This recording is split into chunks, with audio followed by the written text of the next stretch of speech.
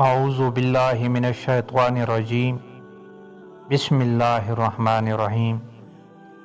میرے پیارے بھائیوں، عزیزوں، بہنوں، بزرگوں اور اسلامی بھائیوں، اگر آپ اس چینل پر نیو ہیں تو ہمیشہ کی طرح آپ سے ایک ہی ریکویسٹ ہے، اس چینل کو سبسکرائب کریں، لائک کریں، شیئر کریں، کمنٹ کریں، تاکہ اسی طرح کی مزید ایمان افروز واقعات ہم آپ کی خدمت میں حاضر کر سکیں۔ چلتے ہیں واقعہ کی طرف۔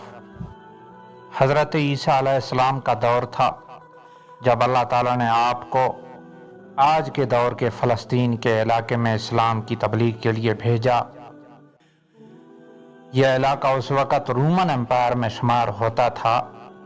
یہ بت پرست لوگ تھے۔ یہاں ایک یہودی بادشاہ کی حکمرانی تھی۔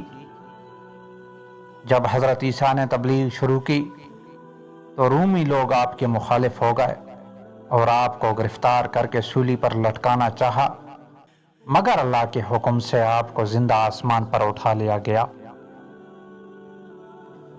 اس واقعہ کے کچھ عرصہ بعد یہودی لوگوں نے رومی حکومت کے خلاف بغاوت کر دی۔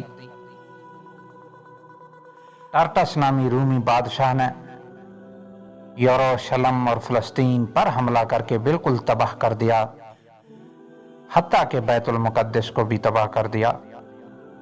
اسی دوران اس نے 1.5 لاکھ یہودیوں کو قتل کر دیا۔ جو بچے کھچے یہودی یہاں رہ گئے تھے وہ جان بچا کر فلسطین سے نکل گئے، مگر جو حضرت عیسیٰ علیہ السلام کے ماننے والے اور ان کی تعلیمات کے پیروکار تھے صرف وہی فلسطین میں موجود رہ گئے۔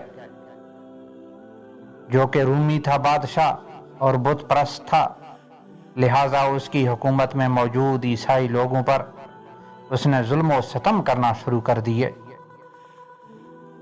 ایک دن حضرت عیسیٰ علیہ السلام کے چند ماننے والے حواریوں کو اس نے اپنے دربار میں بلایا اور ان سے کہا، میں تمہیں چند دن کی مہلت دیتا ہوں، تم اپنے نئے دین یعنی عیسائیت سے باز آ جاؤ، ورنہ میں تمہیں ہمیشہ کے لیے قتل کر کے دفن کر دوں گا۔ حضرت عیسیٰ علیہ السلام کے پیروکار یہ نوجوان لوگ دراصل اصحاب کہف تھے، جن کے واقعہ کا ذکر قرآن پاک میں سورۃ کہف میں وضاحت سے آیا ہے۔ ان نوجوانوں نے جب یہ دھمکی سنی تو وہ شدید پریشان ہو گئے، کیونکہ وہ بادشاہ سے لڑنے کی ہمت نہیں رکھتے تھے اور نہ ہی شہر میں رہ کر عیسائی تعلیمات جاری رکھ سکتے تھے، ورنہ دقیانوسی انہیں قتل کروا دیتا۔ لہٰذا انہوں نے شہر چھوڑ کر کہیں بھاگ جانے کا فیصلہ کیا اور اللہ پاک کی ذات پر بھروسہ کر کے شہر سے نکل گئے، یہ سوچتے ہوئے کہ اب اللہ پاک ہی ہمارے لیے کوئی فیصلہ کرے گا اور کوئی راستہ نکالے گا۔ یہاں تک کہ وہ ایک پہاڑ کے غار میں جا کر چھپ گئے اور وہیں سو گئے۔ یہاں تک کہ سوتے سوتے ان پر 300 سال کا عرصہ گزر گیا۔ ان چند نوجوانوں نے جب غار میں پناہ لی تو دعا کی کہ اے ہمارے پروردگار، ہمیں اپنے پاس سے رحمت عطا فرما اور ہمارے کام میں ہمارے لیے آسان کر دے۔ بس ہم نے ان کے کانوں پر گنتی کے کئی سال تک اسی غار میں پردے ڈال دیے ہیں۔ دقیانوس نے جب ان لوگوں کو تلاش کروایا تو معلوم ہوا کہ یہ لوگ اسی غار میں موجود ہیں۔ اسے بہت غصہ آیا اور حکم دیا کہ غار کو ایک مضبوط دیوار سے بند کر دیا جائے تاکہ یہ لوگ اندر ہی اندر مر جائیں۔ بادشاہ نے جس شخص کے ذمہ یہ کام لگایا وہ بہت ہی نیک اور ایماندار تھا۔ اس نے اصحاب کہف کے نام اور ان کی تعداد اور پورا واقعہ ایک تختی پر لکھوا کر لوہے کے صندوق میں رکھ کر دیواروں کی بنیادوں میں رکھ دیا اور ایک تختی شاہی خزانے میں بھی رکھوا دی۔ اس 300 سال کے دوران دقیانوس بادشاہ مر گیا اور کئی بادشاہ اور حکومتیں آئیں اور چلی گئیں، یہاں تک کہ 300 عیسوی رومن امپائر نے بھی عیسائیت اختیار کر لی۔ 440 عیسوی میں بیدروس نامی عیسائی بادشاہ کی حکومت آئی، جو ایک نیک دل اور انصاف پسند بادشاہ تھا۔ اس نے 68 سال تک حکومت کی۔ اس کے دور میں مذہبی فرقہ پسندی جب عروج پر پہنچ گئی اور لوگوں میں مرنے کے بعد دوبارہ زندہ کیے جانے اور قیامت کا یقین ختم ہوتا جا رہا تھا۔ قوم کا یہ حال دیکھ کر بادشاہ بہت رنجیدہ ہوا اور اللہ سے دعا کی، اے اللہ، کچھ ایسی نشانی ظاہر فرما کہ میری قوم کے لوگوں کا ایمان پھر سے تازہ ہو جائے، انہیں قیامت، مرنے کے بعد دوبارہ زندگی اور ایک خدا کا یقین ہو جائے۔ اللہ تعالیٰ نے اس کی یہ دعا قبول فرمائی۔ لہٰذا ایک روز ایک چرواہا اپنی بکریوں کو ٹھہرانے کے لیے اس غار کے پاس پہنچا۔ یہ وہی غار تھا جس میں اصحاب کہف موجود تھے۔ اس چرواہے نے چند لوگوں کے ساتھ مل کر اس دیوار کو گرا دیا۔ دیوار کے گرتے ہی لوگوں پر ایسی ہیبت و خوف طاری ہوا کہ سب گھبرا کر وہاں سے بھاگ گئے۔ یوں اللہ تعالیٰ کے حکم سے اصحاب کہف اپنی نیند سے بیدار ہوئے اور ایک دوسرے سے سلام کلام کرنے لگے اور اپنا ایک ساتھی، ملیخا نامی ساتھی کو بازار سے کھانا لانے بھیجا۔ جب ملیخا بازار پہنچے تو یہ دیکھ کر حیران رہ گئے کہ شہر میں ہر طرف اسلام کا چرچا ہے، یہاں تک کہ لوگ اعلانیہ حضرت عیسیٰ علیہ السلام کا کلمہ پڑھ رہے ہیں اور ان کی تعلیمات پر عمل بھی کر رہے ہیں۔ اس کشمکش میں ملیخا نے کھانے کے عوض اپنے زمانے کے سکے دکاندار کو دیے۔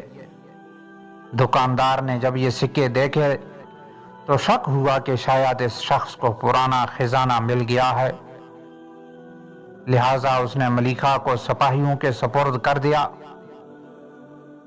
سپاہیوں نے ملیخا سے پوچھا، بتاؤ یہ خزانہ کہاں سے آیا؟ ملیخا نے کہا، ہمارے پاس کوئی خزانہ نہیں ہے، یہ ہمارا ہی پیسہ ہے۔ سپاہیوں نے کہا، ہم کیسے مان لیں کیونکہ یہ سکے 300 سال پرانے ہیں۔ ملیخا نے کہا، پہلے مجھے بتاؤ کہ دقیانوس بادشاہ کا کیا حال ہے؟ سپاہیوں نے جواب دیا، آج اس نام کا کوئی بادشاہ نہیں ہے، مگر سینکڑوں سال پہلے اس نام کا ایک بے ایمان بادشاہ گزرا ہے، وہ بت پرست تھا۔ یہ سن کر ملیخا حیران پریشان ہوئے اور بتایا کہ ہم کل تو اس کے شہر سے اپنا ایمان اور جان بچا کر بھاگ گئے تھے، اور میں اور میرے ساتھی قریب کے ایک غار میں چھپ گئے تھے، جبکہ میرے باقی ساتھی اب بھی غار میں موجود ہیں۔ تم میرے ساتھ چل کر خود ہی دیکھ لو۔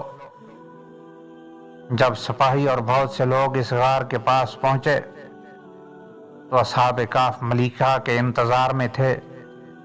جب غار پر بہت سے آدمی پہنچے اور شور و غل سنائی دینے لگا تو اصحاب کہف سمجھے کہ دقیانوس کی فوج ہمارا تعاقب کر کے غار تک آ پہنچے، لہٰذا وہ اللہ کے ذکر اور حمد و ثنا میں مشغول ہو گئے۔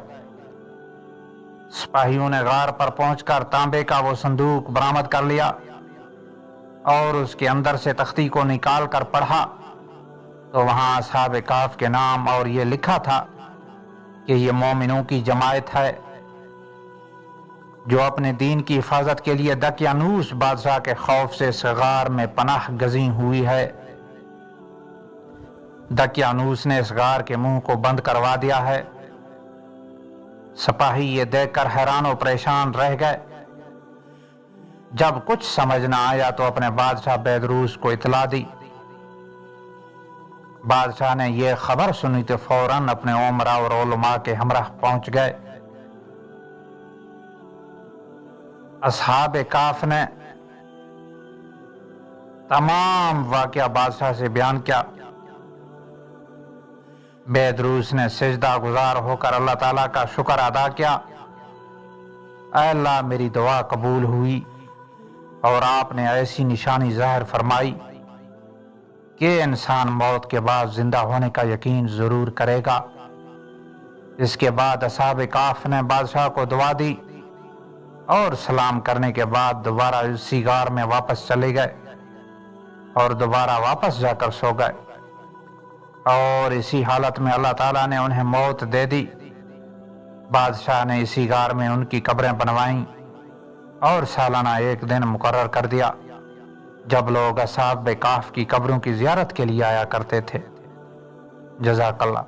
میرے پیارے بھائیوں، بزرگوں، دوستوں، عزیزوں، اگر آپ اس اسلامی چینل پر نیو ہیں تو ہمیشہ کی طرح آپ سے ایک ریکویسٹ ہے، اس چینل کو لازمی طور پر سبسکرائب کریں، لائک کریں، شیئر کریں، کمنٹ کریں، تاکہ اسی طرح کی مزید اچھی اچھی کہانیاں اور واقعات ہم آپ کی خدمت میں حاضر کر سکیں۔